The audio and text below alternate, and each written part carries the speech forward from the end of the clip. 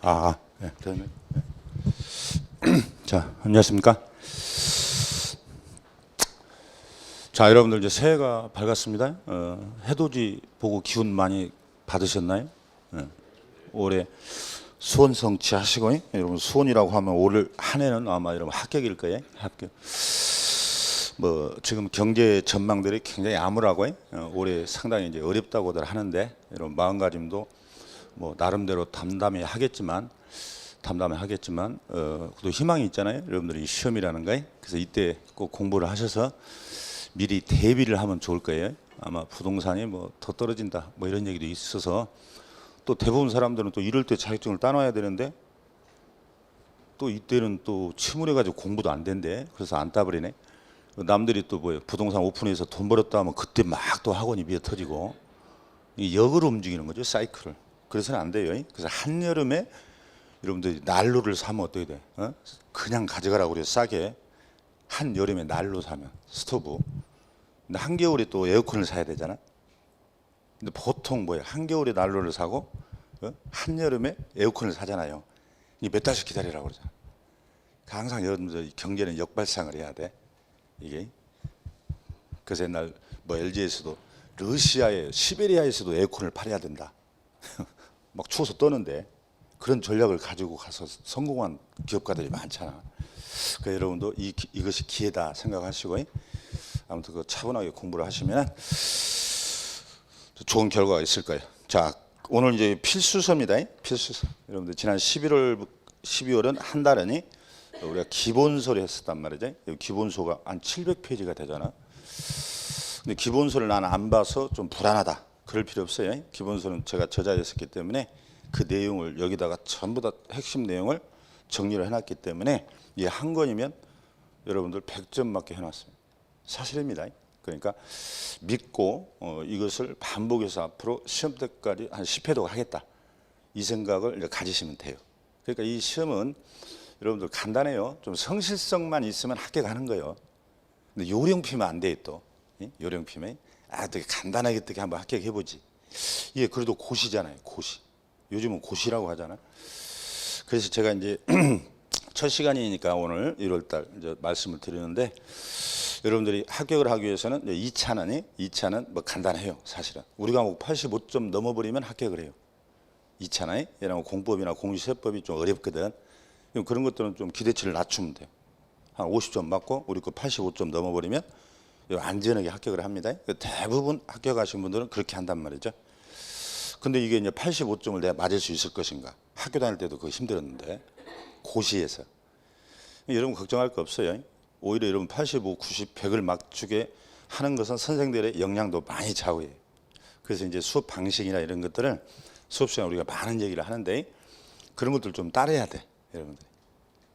이제 공부를 한 2년, 3년, 4년, 5년 하신 분들 주변에 많습니다. 그분들은 말을 안 들어요. 나도 이제 선생이래. 나도 방법을 안 돼. 근데 아니거든, 보면은. 내부를 들여다보면. 그래서 그 이유가 있어요. 여러분들 원래 이 시험은 1월에 시작하면 1, 2차를 1년에 합격하는 게 정상이에요. 이제 공부만 했을 때. 아니면 이제 뭐 투잡을 한다 그러면 좀 한 2년 잡고. 근데 의외로 막 3년, 4년, 5년 하는 사람들이 많아서 저는 안타까워요. 그분들이 이제 기존에서 가지고 있던 마인드를 버려야 돼. 그래서 그냥 선생을 믿고 따라가겠다. 이제 그렇게 생각을 하시고 믿고 오면 되겠고, 그 다음에 나는 암기는 싫다. 나는 우리 과목이 전략 과목이다. 그럼 저를 믿으면 돼요. 여러분들 지금 소문 듣고 오셨잖아. 전국에서 한 25, 6년 강의하면서 우리 강의 들으면 아무리 어려워도 여러분 다 90 넘겨버려요. 그렇게 해야 돼. 그럼 이제 볼까요? 지난 32의 시험이 좀 난이도가 높았습니다. 우리 과목이 31에 32회가. 근데 작년 33회는 쉬어버렸단 말이에요. 시험이. 우리 시험이. 그럼 올해는 어떻게 될까? 분명히 난이도가 올라가요. 앞으로 여러분들 상대평가 이런 얘기 나오잖아 지금. 그럼 지금 왜 31회 때부터 갑자기 시험의 유형이 바뀌었냐? 접수자가 40만 명이 돼버린 거예요. 그리고 전에는 10만, 15만이었어. 우리 공인중개사가, 응시자가 40만. 그러다 보니까 우리나라 4대 시험의 하나가 돼버렸어. 공무원 9급 시험, 여러분들 수능 이런 것들은 막 50만, 60만이잖아.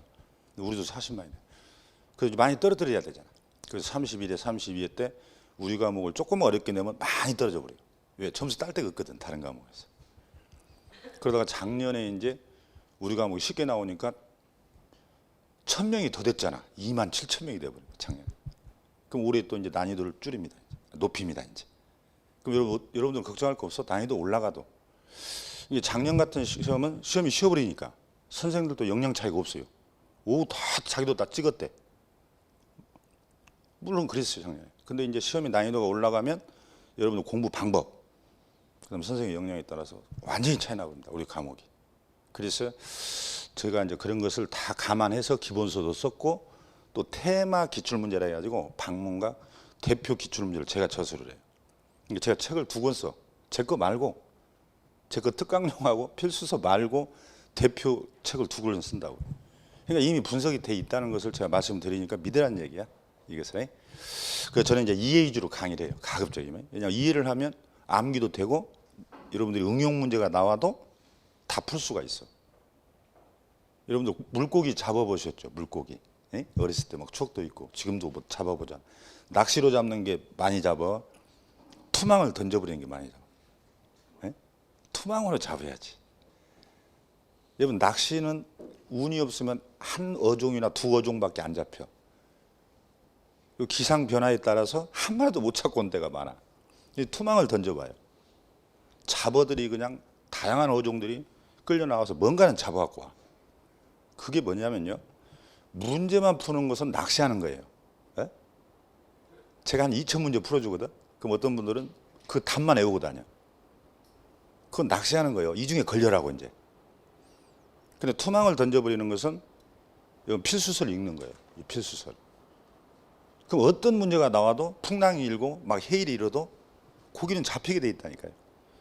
그래서 여러분 이왕 돈 들여서 시간 들여서 공부하는데 왜 요령을 피냐고. 오히려 이게 더 빠른데, 투망을 던져버리는 게. 그리고 안전한데. 그러니까 이제 낚시만 하는 사람들은 맨날 그래요. 우리 만나면 화장실 가다가 교수님 올해 쉽게 나와요, 어렵게 나와요? 제가 출제자예요. 그래서 그걸 이미 우리는 감안하고 여러분들한테 방법을 제시를 하는 거예요. 그리고 수업도 그렇게 진행을 해요. 그러니까 여러분들은 투망을 던지자. 그래서 제가 필수서를 완벽하게 정리를 해서 다른 책보다 더 두껍다고 하는 거예요. 근데 반복해 놨어요. 거기에 전혀 빠져나가지 않아요. 물론 제가 이제 기출문제 같은 걸 다 이렇게 책을 2권이나 내기 때문에 기출문제는 기본 베이스가 되는 거예요. 여러분 30회만 따져봐요. 3, 40이 1200문제예요. 제가 수업 시간에 다 풀어줘. 어떤 막 댓글 보면 어떤 사람들은 저 선생님 기출문제를 안 풀어준다고. 아, 책을 2권, 제가 3권 쓴다니까, 기출문제를. 근데 기출문제 머릿속에 다 들어있는 거지. 그걸 감안해서 강의 중에 하고 다 설명을 드려요. 그 다음에 여러분들이 이제 문제를 통해서 기출문제를 3, 4월에 또 다 정리해줘. 우리 학원 커리큘럼이 다 그렇게 돼 있어. 그리고 나서 이제 7, 8월 달에 예상 문제하고 기출문제를 같이 푸는 거예요. 그러니까 여러분들 기출문제만 풀면 6, 70은 나와요. 예? 이 어떤 과목은 60점대 과목은 막 기출문제만 풀으라고 하잖아.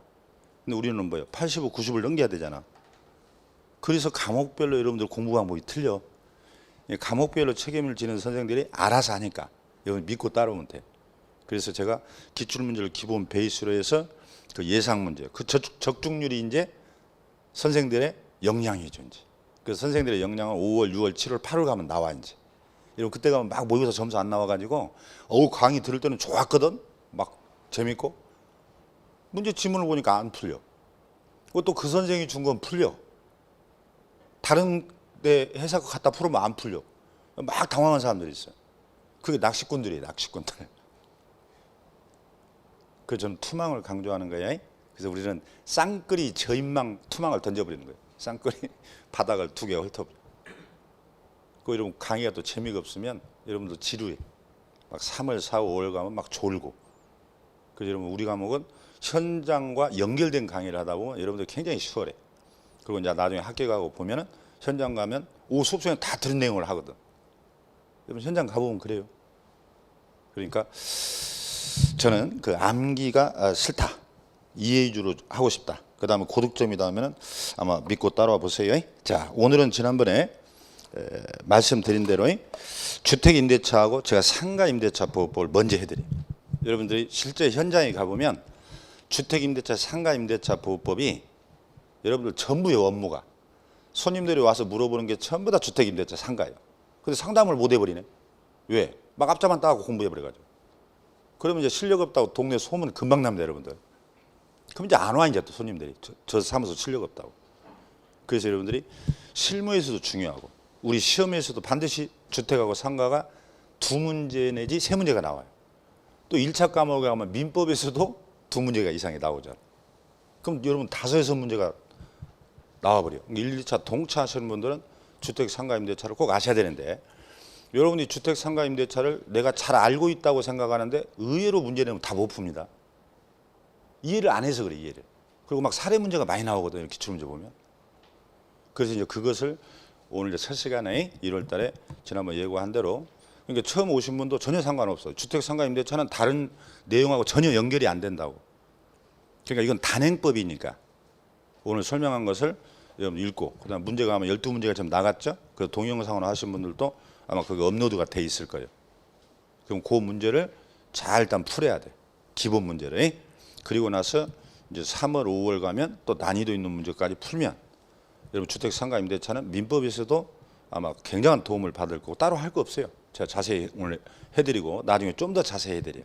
그래서 오늘 시간은 2개 주택 상가 임대차를 하기 때문에 조금 여러분 시간이 1시간 40분이 넘어갈 수도 있어요. 그래서 오늘 하나 그것만이라도 딱 정리를 좀 해보자. 그런 체제예요. 지난번에 11월, 12월 달에 앞부분을 했기 때문에 자 그러면 여러분 278페이지의 주택임대차 보호법이 먼저 나와요. 여러분 주택임대차 보호법이 기본이고 이게 정리가 돼버리잖아요. 그럼 상가임대차 보호법은 숫자만 달라져. 원리가 똑같아. 상가임대차는 간단히 하는 것이에요. 주택임대차를 잘 보십니다. 자 그러면 그 278페이지 봐봐. 1번 주택임대차 보호법의 성격이라 해가지고 여기서 시험에 많이 나오는 게 여러분 적용 범위예요. 적용 범위. 자 여기서 또 제 설명을 드려야 돼. 이제 오늘 첫 시간이라 또 형광펜 또 10자리 사왔죠. 막 줄치느라고. 줄치는 게 중요한 게 아니에요. 저는 이해 위주로 강의를 한다 했잖아. 자 봐봐요. 여러분들은 이 건물이 3층짜리가 있어. 3층짜리. 몇 층짜리가 있다고? 3층. 1층이 식당이야. 2층이 교회가 들어왔어. 예를 들어서. 그 3층은 또 주택으로 써요. 예를 들어서. 그러면 주택 임대차, 교회는 무슨 임대차냐, 식당은 무슨 임대차냐. 이 법이 틀려요. 적용되는 법이. 지금 깜놀 할 거예요. 처음부터. 처음부터. 그래서 여러분들 그게 안 되니까 이 이해가 잘 못하는 거예요. 그럼 봐봐요. 여러분들이 앞으로 이제 민법을 할 텐데 1차 과목에서 여러분 민법에 가면 임대차라는 게 있어요, 없어요? 임대차 있잖아. 민법에 가면 여러분 채권법 시간에 매매교환 임대차를 공부한다고. 이게 민법의 임대차입니다. 잘 들으셔야 돼. 쓸 것도 없어요. 그냥 듣고 들으면 돼. 그 다음에 지금 보려는 게 주택 이제 임대차네. 주택 임대차가 끝나면 상가 건물 임대차네. 봐봐요. 여러분들이 앞으로 시험 볼 때 임대차를 3개를 공부해야 돼. 근데 여러분들 주택 임대차인지 민법 임대차인지 몰라가지고 문제를 틀려버려요. 그런 문제 다 있어요. 여러분들 기출문제 보면. 그러면 봐봐요. 주택 임대차는 어느 때 적용되냐? 상가 임대차는 어느 때 적용되냐? 그럼 민법 임대차는 또 뭐냐? 이렇게 돼버리지. 자, 여러분 참고로 우리나라 주택 임대차 보호법이 1984년도에 만들어져요. 그 다음에 상가 임대차는 2002년 여러분 월드컵 했잖아. 이때 만들어져. 84년도 이전에는 주택 상가 임대차 보호법이 없었다니까 우리나라에. 그러면 무슨 법을 적용해서 임대차가 규율됐을까? 다 민법이었어. 그러니까 토지 임대차도 있고 다 있잖아요, 여러분들. 주택도 있고 상가도 있고 막 있는데 이 법이 없었을 때는 다 민법의 임대차가 규율됐다고. 우리나라 민법이 1960년도에 만들어지거든. 그럼 60년도, 70년도, 80년도 초까지는 다 민법의 임대차가 다 규율했어요, 우리나라. 이 용도를 구별하지 않고. 그럼 여러분 미리 얘기합니다. 여러분 민법의 임대차는 임대인 위주로 돼 있어. 가진 자 위주로 돼 있다고 민법이. 그러다 보니까 주택이나 상가 임차인들이 어땠어요? 피해를 많이 봤지. 여러분 생각을 해봐 잘. 옛날에 여러분 이런 소리 들었을걸? 내가 그 집에 주택임대차 2년 하고 살고 있는데 건물주가 바뀌었대. 건물주가 와가지고 내가 산다고 나가라 그네. 연세 드신 분들은 알 거예요. 나가라면 나가야 안 나가요? 민법은 나가야 돼. 내가 임대차 등기 안 했으면 민법은. 근데 70년대 80년대 서민들이 등기가 뭔지 어떻게 알아? 먹고 살기도 바쁜데. 그거 다 쫓겨났다니까. 상가도 장사 잘 되잖아 이제. 그럼 건물주가 나가라고 그래요. 1년 만에 나가라고 하고 또 건물주가 바뀌어. 그럼 나가라면 나가야 돼요.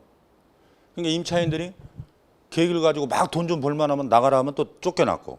이게 여러분 민법 임대차예요. 지금도 그렇게 돼 있어. 가진 자 위주로. 그럼 여러분들이 생각해봐. 약자인 임차인을 보호해야 되겠어 안 해야 되겠어? 해야 되죠. 그래서 그 법을 만들자고 계속 법이 올라왔다 계속 통과가 안 돼. 왜? 우리나라 그 당시 국회의원들은 다 돈 많은 사람들이에요.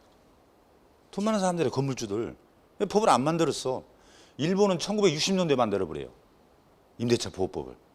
우리가 민법 일본법을 따왔거든. 그래서 일본은 60년대에 임대차를 먼저 만들어. 상가도 임대차가 60년도에. 그래서 일본은 100년 가기라는 게 많아요. 임차인들의 권한이 굉장히 세거든. 일본의 100년 가기 들어봤지? 뭐 만두 명인 뭐 또 뭐야? 일본 애들이 좋아하는 초밥 명인 뭐 이런 거 많잖아요. 100년 가게. 그 사람들이 임차인이었어 다. 근데 우리는 100년 가게가 뭐예요? 2, 3년 만에 다 쫓겨났지. 그래서 늦게나마 만들어진 게 84년도. 그 주택은 어느 정도 임차인들이 이제 안정이 돼. 어? 근데 상가를 또 보호를 안 했다고. 그 상가가 또 막 쫓겨나네 또. 그래서 상가 임대차 보호법도 만든 거예요. 그럼 이제 중요하지 이제 결론이 왔어. 그러면 주택 임대차나 상가 임대차 보호법의 적용을 안 받는 것은 다른 임대차, 토지 임대차도 있잖아요. 남의 땅 빌리는 거. 그건 뭐예요? 토지 임차인 보호법은 없잖아. 그래서 이런 민법이 가는 거예요. 그래서 주택 상가가 적용되지 않는 건물은 다 무슨 법으로 간다? 민법이야. 그래서 민법이 일반법이고 주택 상가 임대차가 민법의 특별법이 되는 거예요. 아시겠죠? 그 특별법이라고. 자, 그러면 나왔네. 거기 1번 봐봐요. 임대차 보호법의 성격 해가지고 두 번째 줄을 딱 줄치하여. 자, 민법의 특별법, 편면적 강행법규. 그거 말이고. 편면적 강행법규. 이게 뭔 말이냐? 이제 이거 이해해야 돼. 지문에 나오니까 시험 지문에. 시험에 안 나온 건 설명 안 해요. 지문 같은 거. 편면적 강행 규정이란 말은 여러분들 꼭 기억하세요. 쌍면과 평면의 반대말이에요. 쌍면은 임대인과 임차인 두 사람을 가리킬 때 쌍면이란 말을 쓰고 편면이란 말은 한쪽을 가리킬 때 말이에요.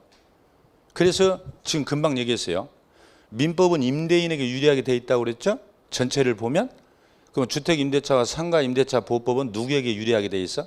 임차인에게. 그래서 임차인에게 불리한 특약은 다 무효다. 이런 지문이 나와. 시험에. 그러면 그 문제 지문은 OX일까? O라니까. 아시겠어요? 임차인에게 불리한 약정은 뭐라고? 무효.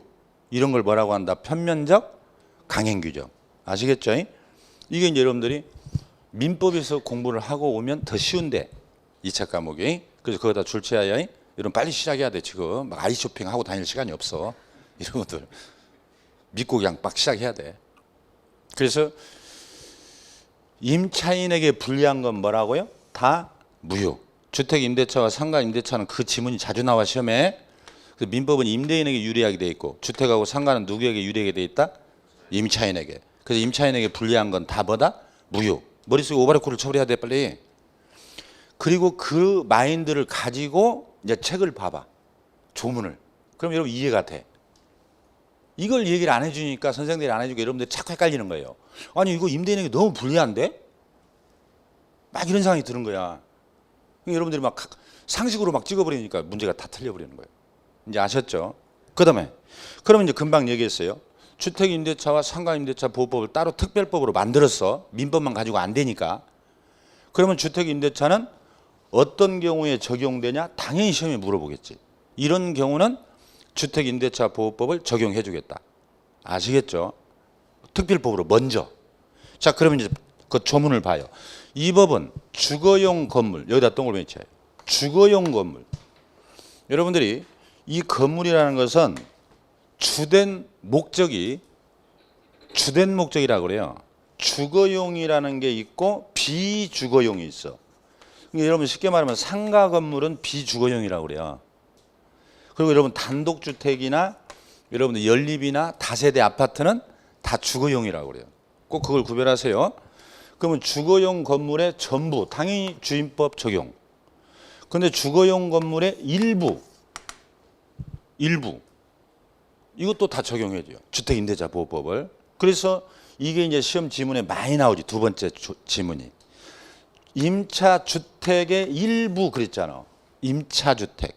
일부를 주거 외로 썼다 하더라도 이건 주임법을 적용해 주겠다. 이 지문 많이 나옵니다. 시험에. 그럼 이게 뭘까? 여기 봐봐요. 여러분 이런 경우 있죠. 주거용 건물이야. 만약에 단독주택에도 되고 다세대도 돼. 상관없어. 그러면은 여기에 방이 2개가 있어. 그래서 이 임차인이 여기서 가족들이 먹고 살고 애들도 그 앞에 초등학교에 다녀. 그 임차인이 어떻게 하냐? 현관문 그 부분을 개조해 가지고 물론 주인의 동의를 받았지. 그 여기서 문방구예요. 초등학교 앞에서. 그리고 여기서 또 분식점을 해. 그 2층, 3층은 다 주택으로 쓰고 있어. 여러분 이런 집 있어 없어? 있죠. 아, 초등학교 앞에 생각해봐. 문방구 같은데 분식점 하는 사람들, 미장원 하는 사람들, 거기서 먹고 살고 하는 사람 있잖아. 지금 이걸 말하는 거예요. 임차주택의 일부가 주거에다 문방구라고 써놔요. 문방구를 하고 있어도 주택임대차보호법을 적용해 준다. 그러면 이 임차인은 뭐예요? 이제 유리하지 이제. 항상 그랬어요. 주택임대차보호법은 임차인에게 유리하다고. 이렇게 하나씩 정확하게 알아버려야 돼요. 그래서 이제 그 밑에 이제 정리해 놓은 것이 1, 2, 3, 4번이 이제 지금 설명한 걸 쫙 정리해 놓은 거예요. 이제 볼까요? 1번. 주거용, 동그라미에 주거용, 건물의 전부 또는 일부. 임대차에 적용된다, 안 된다? 된다. 2번.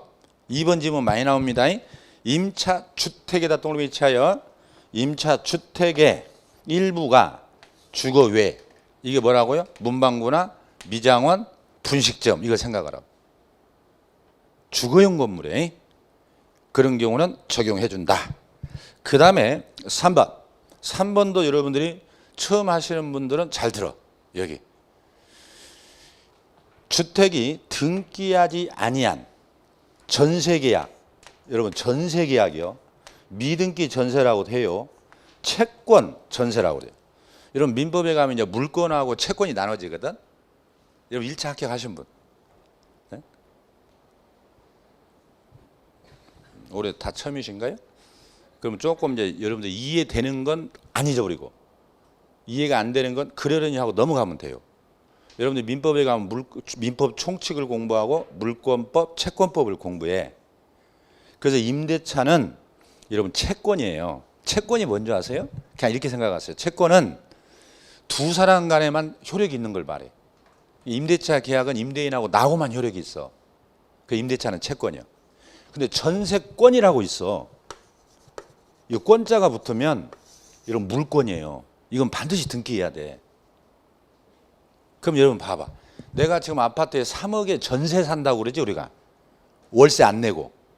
근데 등기 안 하고 확정일자 받아놨잖아 집에. 그건 전세일까 전세권일까? 여러분들은 전세예요. 등기 안 하면. 아시겠죠? 꼭 구별하세요. 그래서 전세권은 물권이라 집주인이 바뀌어도 다 주장할 수 있어. 등기해놨기 때문에. 왜? 등기부 떼보면 상대방도 알 수 있거든. 그 얘기예요. 좀 쉽게 얘기하면. 그래서 전세권은 막 모든 사람에게 주장할 수 있고 막 경매도 신청해 볼 수도 있고 많은 권한을 줘. 이게 민법 시험 문제예요. 그 제 강의 잘 들으면 이런 민법도 5개 이상 맞춥니다. 제가 민법을 안 빼요. 많이 얘기해 줍니다. 이건 다 민법에서 해야 할 내용인데 그럼 봐봐요. 여러분들이 내가 확정일자 받고 등기 안 하고 전세 3억에 살고 있다. 월세는 안 낸다. 이걸 전세권이라고 한다. 전세라고 한다. 전세요. 그래서 적용을 해준다 이 말이에요. 그러니까 내가 전세 살아도 등기 안 하고 전세 살아도 주택임대차보호법의 보호를 받게 되는 거지. 아시겠죠? 집에 가서 얘기해 줘야지. 등기 안 했어도 우리는 임대차보호법 보호를 받는다는데요. 그러면 이제 안심이지. 자, 그 얘기. 그리고 여기 노란색으로 써놨잖아. 전세권하고 구별을 하고. 아직 이해가 안 되는 건 기다리세요. 그러면 두 번째 들으면 여러분 다 이해가 돼요. 왜? 민법을 하고 올 테니까. 그래서 전세권은 물권이라 이 법이 적용이 안 돼. 그 주택임대차보호법이요. 이름이 주택전세권보호법이 아니요. 그렇게만 구별해도 돼요. 임대차보호법이다. 전세권보호법이 아니다. 이게 됐죠? 이제 안 잊어버려요. 그 다음에요. 미등기 봐봐. 무허가, 외국인, 전대차는 이제 뭐냐? 임차인이 세를 얻어놓고 자기가 또 세 줘버리는 걸 전대차라고 그래요. 임대인 동의 받아야 돼 물론. 집주인한테 내가 세 얻었는데 또 집주인한테 얘기하는 거예요. 내가 사정이 있어서 일부만 아니면 전부를 다른 사람이 와서 살 거예요. 이걸 전대차라고 그래요. 아시겠죠? 한번 전해줬다. 그런 의미. 여기에 다 적용해줘요. 이 사람들은 다 유리하지. 여러분 우리나라에 지금 외국인이 200만이 지금 살고 있어요. 그럼 외국인들도 불법 체류자들을 말하는 거 아니에요 지금. 출입국 관리법에 따라서 등록된 외국인들이 있어. 그 사람들은 의료보험도 되잖아. 체류지 다 신고하게 돼 있고. 불법 체류자는 막 도망다니잖아. 그 정상적인 외국인들 다 보호해 줍니다. 그 다음에 여러분들 미등기. 여러분 미등기 건물 많아. 등기를 안 했어. 근데 재산세는 다 나와. 적용해 줘요. 거기 세입자들은. 또 무허가 건물. 여러분 재개발 지역 가봐. 막 낙후돼 있잖아. 그런데 무허가 건물이 많아. 거기에 임차인들이 살아요 지금. 그 사람들은 더 약자잖아. 그럼 보호해 줘야겠어 안 해줘야겠어? 다 해줘야겠죠. 그게 끄떡. 그래서 이 적용 범위 1, 2, 3번을 꼭 기억해야 돼. 이제 체크를 딱 해놓으세요. 묶어서. 그 다음에 거기에 4번은 뭐냐면 줄만 쳐놔요. 원칙적으로 법인에게는 적용되지 않는다. 이런 말이 나와. 자, 지난 12월 달에 공부하신 분들은 지금 이런 얘기를 했지. 법에서 사람에는 항상 뭐가 있다고? 자연인하고 법인. 이건 상식으로 알아둬야 해요. 세법에도 공법에도 민법에도 다 이런 얘기를 해. 제가 미리 얘기해 주는 거예요. 여러분이 내년에 오픈할 때도 개인 사무소 낼 수도 있고 법인 사무소 낼 수도 있어. 나는 법인 내 가지고 대표이사 명함을 파갖고 다녀야 되겠다. 그럴 수 있다니까. 그래서 항상 법에는 자연인과 법인으로 나눠진다는 거. 그러면 주택임대차보호법은 뭐예요? 서민들 주거 안정이 목적이라고 생각하면 돼. 그러니까 법인들은 원래 돈이 있다고 보고 원칙은 적용이 안 된다. 이렇게 마셔야 돼. 근데 법에는 또 뭐냐? 여러분 앞으로 법 공부할 때는 민법이 또 다 마찬가지예요. 공법도 원칙이 있으면 꼭 예외가 있어요. 그래야 공정하거든. 여러분 어떤 법을 딱 만들면 아주 유리한 집단도 있고 피해를 보는 집단이 나와. 그래서 그 피해를 최소한으로 줄여주기 위해서 이런 경우는 예외를 둡니다. 이렇게 꼭 만들잖아. 법을. 그래야 공정하거든. 세상이. 그래서 한국토지주택공사 지방공사 이렇게만 기억하세요. 공사. 여러분 LH 지방공사. 이런 데가 아파트 짓잖아. 근데 이 사람들이 뭘로 짓냐? 국민주택기금 있잖아. 여러분 청약 같은 거 들면 그 기금이라는 게 있어. 정부에서 지어주는 기금. 이거 가지고 아파트 짓거든. 근데 이 돈을 갖다가 뜯겨버리면 안 되잖아. 그래서 주택임대차보호법을 이 공사는 적용을 예외적으로 해줘. 그래서 여러분들이 이렇게 얘기해야 법인은 원칙적으로 뭐야? 주택임대차보호법을 법인은 적용된다 안 된다? 안 된다. 근데 예외가 뭐 LH하고 지방공사라고 있어. 지방자치단체가 아파트 짓는 거. 그런 데는 인정해 준다는데요. 이렇게만 알면 끝이에요. 뭐 중소기업까지는 아직 필요 없고. 자, 그 다음에 맨 밑에 5번 봐봐. 여러분들이 학개론 지금 첫 시간 했나요? 학개론 첫 시간 하면 뭘 해? 주택에 대해서 공부하죠. 주택이 뭐예요? 공동주택이 있고 뭐가 있어? 단독주택이 있죠. 아마 제 강의는 종합선물 세트요. 여러분들 제가 안 빼요. 민법, 공법, 공시법, 세법 다 얘기해줘. 왜? 우리는 실무거든. 그래서 우리 강의 들은 사람은 현장 가면 바로 여러분들 소공으로 취업할 것도 없어. 바로 오픈해도 돼. 합격하면. 제가 그 자부예요. 제가 협회 막 법률 자문도 했었단 말이에요. 주택상가임대차. 그리고 제가 직접 제가 현장에 있어봤고. 그래서 여러분들이 현장에 가보면 이런 것들이 굉장히 중요하다고. 사실은. 시험에서도 나오지만 여러분 공동주택이라는 것은 뭐냐? 나중에 또 얘기합니다. 이거 모르면 이 문제를 못 풀거든. 그럼 여기 봐봐요. 3층 건물이 있어. 똑같이 주택이 1층, 2층. 지금 제가 베이스를 까는 거예요. 여러분 법의 마인드를 알려주기 위해서. 그러면 쉽게 이해가 돼버리니까. 여러분 여기도 101호, 여기도 201호, 여기도 301호. 호수가 다 써졌네? 101호, 201호, 301호. 근데 어떤 것은 공동주택이라고 하고 어떤 건 단독주택이라고 하네? 여러분 그거 어떻게 구별한다고 그래? 학개론에서? 5층 이상은 뭐라고요? 학개론. 아파트라 그러지? 오늘 처음 오셨나요? 소문 듣고? 학개론 첫 시간에 그런 거 할 텐데. 그 다음 다세대 연립 막 이렇게 나눠. 단독주택을 여러분들 다가구라고 그래요. 그럼 이거 어떻게 구별하냐면 여러분 학개론 시간에 하고 제가 하고 싶은 것은 등기로 구별해요. 등기. 그러니까 층마다 이렇게 등기가 안 되면 단독이요. 그러니까 이 건물은 한 동이 하나로 등기한 거예요. 그러니까 주인이 3층에 살고 여기 세입자들 들어와 사는 거 봤지? 이런 건 단독이라고 그래요. 근데 공동주택은 뭘까? 등기가 층마다 다 돼가지고 쪼갰다는 거예요. 그걸 구분 등기라고 해요. 알아둬야 돼. 빨리 이제 법 공부하려면. 그래서 층마다 등기를 따로따로 했기 때문에 이걸 구분된 소유권이라고 그래요. 이게 소유자가 다 틀려버려. 그래서 여러분 층만 딱 봐가지고는 저기 단독인지 다세대인지를 구별 못할 때가 있어. 그럼 여러분 뭘로 구별한다고? 등기. 딱 머릿속에 오바레코를 쳐요. 등기. 등기. 그러면 봐봐요. 이 단독주택은 한 개의 건물이라고. 꼭 기억하세요. 이게 이제 시험에도 많이 나오니까 우리 시험이 이 주택임대차에도. 이거 모르면 판례를 이해를 못하거든. 이런 것을 다세대라고 해요. 층마다 등기가 된 거. 그 소유자가 틀린 거. 여러분들 빌라 같은 거 흔히 얘기하잖아. 그러면 이제 아파트하고는 어떻게 구별하냐? 층수로 구별해. 5층 이상을 아파트를 한다 하고 4층 이하를 다세대 연립이라고 그래요. 그럼 또 다세대하고 연립은 어떻게 구별합니까? 면적으로 구별해. 용적률로. 이게 660제곱미터 초과냐 아니냐로. 이게 학개론 문제예요. 그런 거 가지고 뭐 간단하게 해야 할 것을 막 1시간씩 하는 사람들이 있대. 이제 그게 기초가 되면 이게 쉽게 이해가 돼요. 그럼 이제 봐봐요. 여러분들 학교 다닐 때 주택에 단독주택 옥상에 가보면 뭐예요? 뭐 화분도 몇 개 있고 거기다 옥탑방 만들어 놓은 거 있잖아. 그래서 우리 학교 다닐 때 거기 방 자취방 얻어가지고 기타 치고 밤에 막 별을 보면서 그런 추억이 있잖아. 이거 적용해 준다 안 해준다? 해줘요. 옥탑방도. 아시겠어요?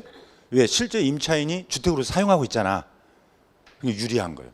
자, 그거 하나 동글뱅이 치세요. 5번. 여러분 필수서가 완벽해. 그러니까 필수서를 빨리 여러분들 구입해서 빨리 줄치고 지금부터 같이 나가야 돼. 근데 간을 보면 안 돼. 여러분들 지금 시험 보고 여기 들어오셨어. 막 무작위로 들어왔어. 우리 강의는 시험 보고 와야 되는데 소양이 없으면 떨어뜨려야 되는데. 박문과에는 최고의 선생들이 있어. 제가 볼 때는 여러분이나 잘 있으면 쓰겠어. 하루 강의 듣고 어떻게 판단해? 그걸. 넥타이 색깔이나 보고 가지. 이런 거 필체나 보고 가지. 들으면 얼마나 여러분들 이해를 시키냐 이게 중요하다. 그러니까 즐겁게 1년 하면 완전히 여러분들 부동산에 중개업의 박사가 돼. 제가 그렇게 만들어 드려요. 이제 우리는 재밌고 아무튼 정리하세요. 자, 그러면 이제 다시 한번 볼까요? 얼른 이게 기초니까 우리 주택 여기 임대차 보호법은 주거용 건물 이렇게 딱 나왔어요. 그러면 전부 또는 뭐라고? 일부에도 적용된다. 두 번째, 임차 주택이야. 주택의 일부가 문방구로 써도 이 법을 적용해 준다. 빨리빨리 외워야 돼. 그다음에 우리가 등기하지 않은 전세, 미등기 전세, 채권적 전세, 이것은 임대차를 말한다 하더라. 임대차는 당연히 적용된다. 월세 안 내도. 그러나 전세권은 물권이기 때문에 아직은 잘 모르겠지만 안 된다더라. 그래서 우리는 법 이름이 뭐라고 한다? 주택 임대차 보호법이지 주택 전세권 보호법이 아니다. 꼭 기억하세요. 그다음에 우리는 미등기 건물, 무허가 건물, 재개발 지역에, 그다음에 외국인들 불법 체류자 말고, 그다음에 전대차 아까 다 얘기했어. 이것도 다 적용된다. 이제 이번 매번 이런 건 나와. 그다음에 다가구에 법인은 원칙으로 적용이 안 된다. 왜? 우리는 서민들을 자연인의 주거 안정이 목적이지 법인까지 보호 안 한다. 다만 국민주택기금으로 이용되는 토지주택공사와 지방공사, 이 사람들이 아파트를 진단 말이야. 이런 경우는 일단 법인도 예외로 적용한다. 이렇게 말하면 돼. 그러나 나중에 이제 좀 더 구체적으로 5월쯤 가면 제가 좀 더 얘기를 해드려요. 그 다음에 주택으로 쓴다면 옥탑방도 다 적용을 해준다. 이렇게 되는 거예요. 자, 그 다음에 이제 안 되는 것도 있지. 부적용. 자, 봐봐요. 일시 사용이 명백하다. 이런 건 안 돼요. 이것도 시험 지문에 많이 나옵니다. 일시 사용.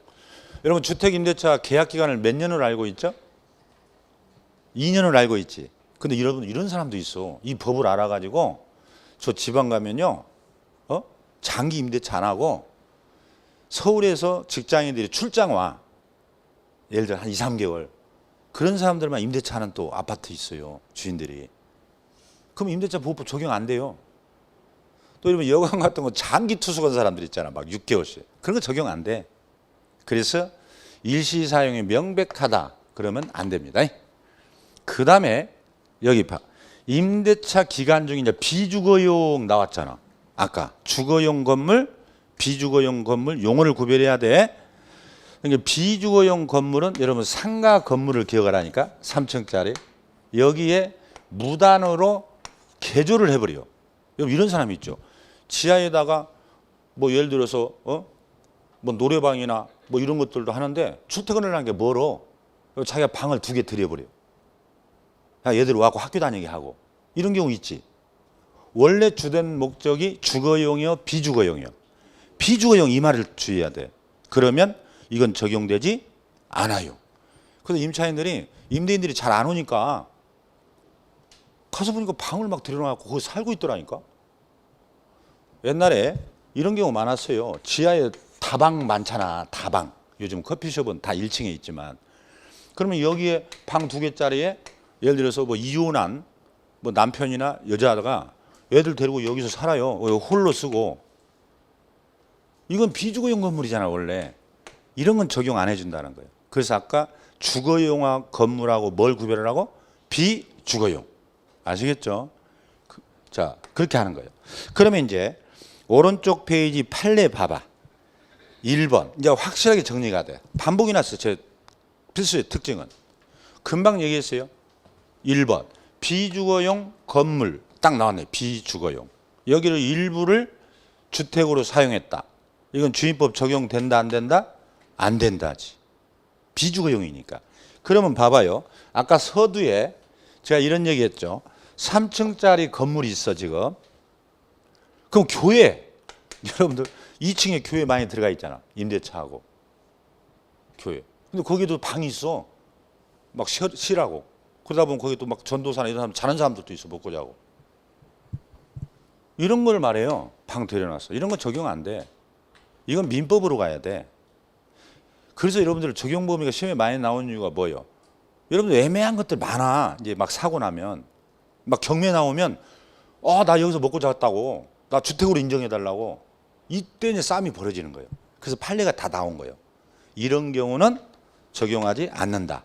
자, 그 다음에 거기서 이제 3번을 봐요. 판례를 다 볼 필요 없어. 아직 우리 주택 임대차는 자연인 법인, 자연인을 보호하는 법이지 법인을 보호하는 법이 아니다 그랬잖아 아까.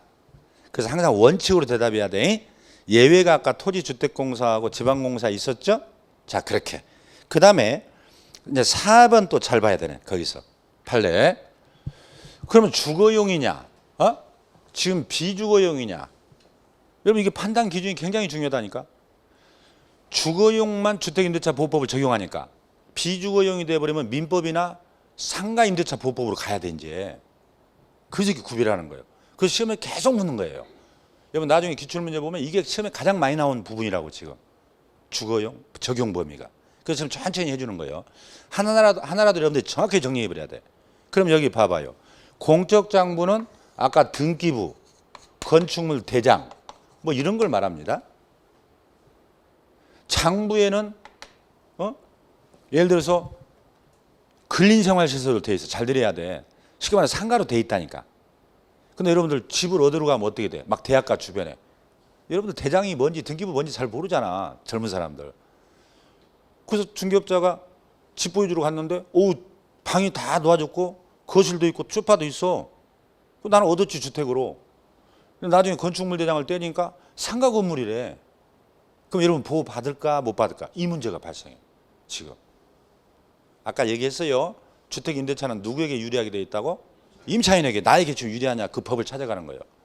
그래서 우리 판례는 뭐라고냐? 장부 필요 없다. 장부. 실제로 용도가 중요하다. 그럼 아까처럼 상가 건물의 주인이 주택으로 다 개조해가지고 나한테 주택으로 임대차를 해줬어. 나는 거기 살고 있는데 갑자기 경매 나왔대. 이런 경우가 있다니까. 그럼 나는 보호를 받냐 못 받냐 이 얘기예요 지금. 보호를 받는 거예요. 잉? 그래서 우리는 뭘로 따진다고? 실제 용도. 꼭 기억하세요. 그 다음에 이제 5번 봐요. 계약 당시에다 똥을 붙여. 당시. 계약 당시에는 주거용이 아니었대. 아까 얘기한 거예요. 근데 임차인이 무단으로 아까 출퇴근이 뭐니까 거기다 방을 들여버려. 이건 보호해 준다고 안 해준다고? 안 해준다니까 무단으로 한 것은. 지금 이해되나요? 고개 끄덕. 반응을 보여야 나가지. 저는 다 이해주로 강의를 한다 했잖아. 지금 처음이라 그래요. 적용되지 않는다 그랬어. 근데 이제 살다 보니까 귀찮아. 출퇴근이. 그 임대인한테 얘기를 했어. 동의를 받았다니까. 그리고 개조하면 그때부터 이제 인정되는 거예요.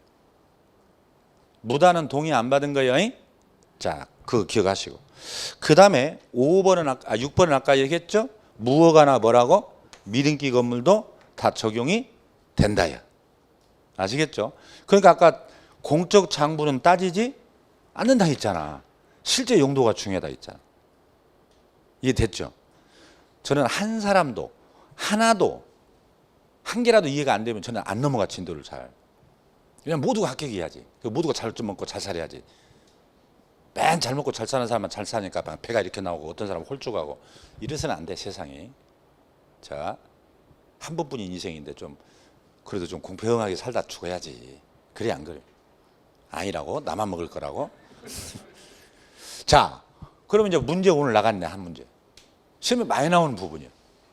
프린트 없으세요?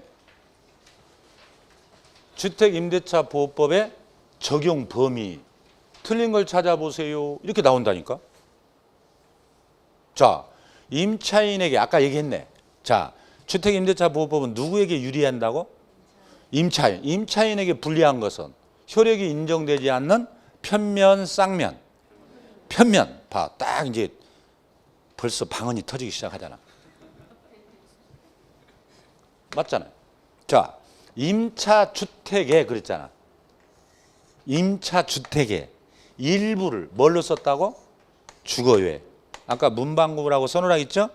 문방구. 아까 문방구라고 써놓으라 했잖아. 초등학교 앞에서. 문방구를 하더라도 적용이 뭐요? 된다. 근데 이건 아까 얘기 안 했어. 이 법은 임대차 보증금에 제한 없이 적용된다. 이거 아는 사람 드물어. 합격한 사람들도 막 그러더라고. 제 강의 안 들어서 그래요. 여러분 봐봐. 이게 뭔 말이냐. 굉장히 중요한 거예요. 주택임대차보호법은 보증금이 5천만 원짜리든 잘 들으시라니까. 사장님 여기 보셔야 한다니까. 보증금을 내가 5천에 살던 보증금을 5억에 살던 타워팰리스 도곡동에 임대차 보증금 50억에 살던 그건 다 임차인으로 봐. 아시겠죠? 그래서 우리는 보증금을 따진다 안 따진다? 안 따진다 꼭 기억해야 한다고. 근데 공부하신 분들 여기 봐봐. 여기. 쑥스러워 하지 말고 여기. 상가 임대차에 가면 바로 틀려. 여러분 상가 임대차는 서울이 보증금이 9억 이하만 적용돼. 뭐라고요? 상가에는 뭐라고? 보증금이 9억 이하일 때만 상임법이 적용된다. 이거하고 여러분 꼭 구별해야 돼. 그래서 주택임대차는 보증금은 따져 안 따져? 안 따져. 자, 고개 끄떡. 그 다음에 맞는 얘기. 주거용 건물인지 나오잖아. 판단 기준, 우리 판례를 불어요. 아까 판단 기준은 공적 장부, 공부상으로 따져, 실제 용도로 따져. 실제로 따진다고 그랬죠. 바로 틀렸잖아. 답이 4번이었어요. 여러분 기출문제 그대로예요. 지금 출제된 거. 이 정도 수준에 나와. 그 다음에 5번. 아까 일시사용 명백하면 뭐요? 적용되지 않는다 그랬잖아. 이해됐죠? 자, 이렇게 하는 거예요. 자, 그 다음에 이제 임대차 기간에 대해서 또 여러분 기간에 대해서요. 제대로 아시는 분이 드물어 또. 여러분은 다 안다고 생각하거든. 그래서 문제 풀면 안 풀리는 거예요. 주택임대차 보호법이 시흥도 다면서도 문제되면 가장 어려운 게 이 부분이에요. 아마 여러분 경험해 보신 분도 있을 거예요. 아로나미를 먹었을 때와 안 먹었을 때 그 경험해 보신다고 그 광고에도 나오더구만. 자, 거기 조문을 얼른 읽어봅니다. 기간을 정하지 아니했대. 또는 2년 미만이래. 그러면 우리 법은 몇 년으로 본다? 2년으로 본다예요, 본다. 그러면 여기 여러분들 항상 줄 치는 것보다 설명 듣는데 주안을 두세요. 이게 임대인이요. 저는 다 사례를 가지고 설명하니까. 여기 임차인이요.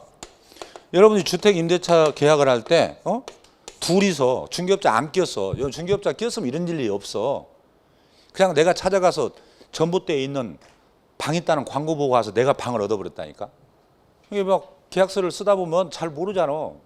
그러다 보니까 기간을 안 쓰고 와버렸네. 기간을. 나는 한 1년, 2년 살 생각이었는데 기간을 안 써버린 거예요, 서로. 그러면 우리 법에서는 몇 년으로 해주겠다?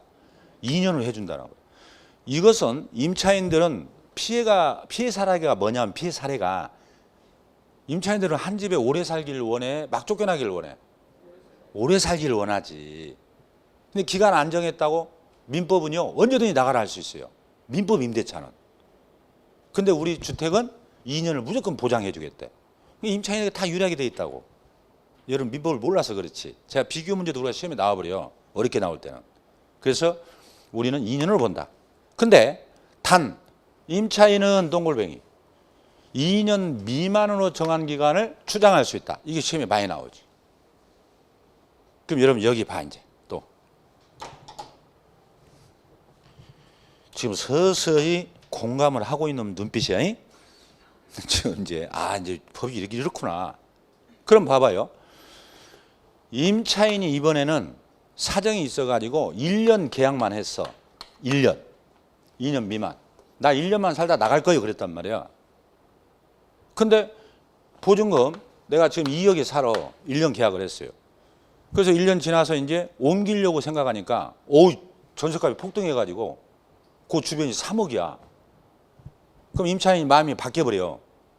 임대인한테 나 1년 계약했지만 나 2년 살 거요 라고 주장할 수 있다 없다? 있다요. 잘 보라니까. 1년 계약했지만 2년이 보장되니까 최소. 자, 임차인에게 유리해 불리해?